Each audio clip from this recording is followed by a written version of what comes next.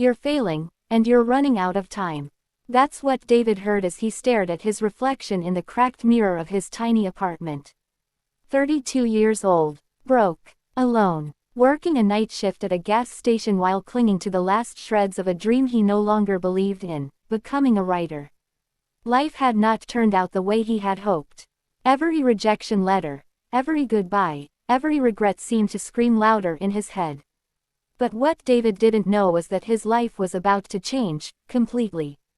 It started one cold, gray morning when a customer, a wrinkled man with kind eyes and a dusty journal tucked under his arm, walked into the station. He bought a coffee, scribbled something on a napkin, and left. David glanced at the napkin out of boredom and froze. On it were just 6 words. Read this. 10 lessons. 1 life. Beneath the note was an address. Despite himself, David went. The address led to an old bookstore tucked between 2 modern buildings. Inside, it smelled of aged paper and quiet magic.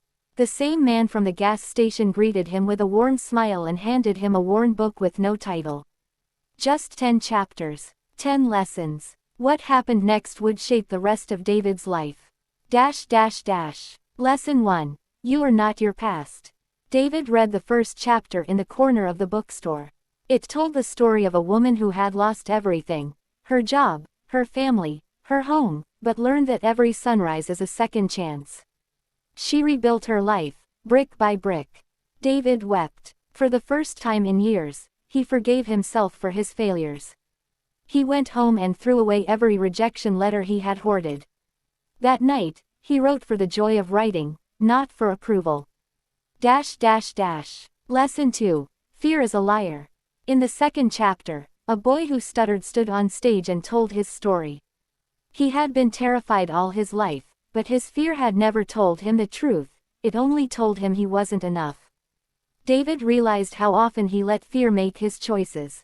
He applied to a writing course, even though he was sure he wouldn't be accepted. 2 weeks later, he was. Lesson 3. Gratitude turns chaos into clarity. The third story followed a man who lost everything in a war but found peace in daily gratitude. David started a simple routine. Every night, he wrote down 3 things he was thankful for. At first, it felt forced. But slowly, something shifted. The coffee tasted better. The night sky looked brighter. His world, once colorless, began to bloom. Lesson 4. People are mirrors. This lesson came during a fight with his estranged sister. They hadn't spoken in years after a bitter argument. The chapter spoke of a man who saw the worst in everyone, until he realized he was seeing himself. David called his sister. There were tears, apologies, and silence. But by the end of the call, the silence felt peaceful. Healing had begun. Lesson 5. You teach people how to treat you. David had spent years surrounded by people who mocked his dreams. The 5th chapter followed a woman who learned to say no and protect her boundaries. Inspired, David stopped answering late-night calls from toxic friends. He made space for those who lifted him up. Slowly, new faces entered his life, classmates, readers, fellow dreamers. Lesson 6. Growth feels like pain. The 6th chapter was the hardest. It described a caterpillar dissolving in its cocoon before becoming a butterfly. David cried again. He was that caterpillar. Lonely, uncertain, changing. But the lesson reminded him. This was part of the process. Growth wasn't supposed to feel safe. It was supposed to feel real.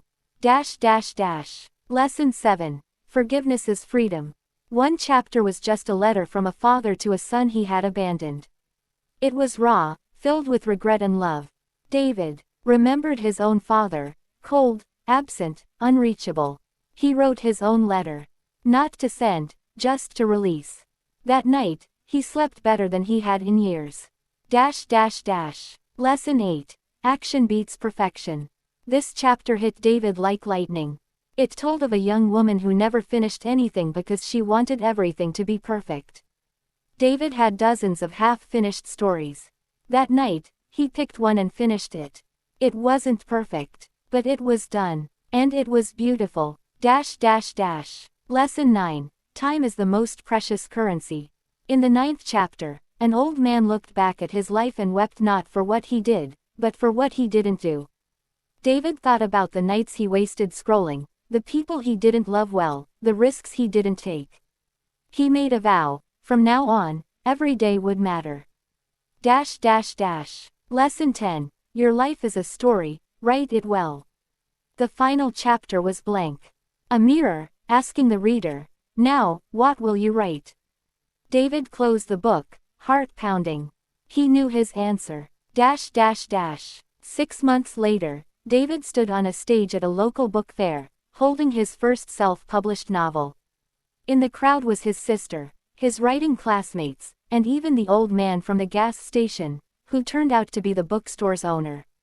The book was called 10 Lessons. He smiled and said into the microphone, "This isn't just my story. It's yours too, because you don't need to wait for your life to start. You just need to turn the page." And that, dear reader, is how 10 simple lessons changed one broken life forever.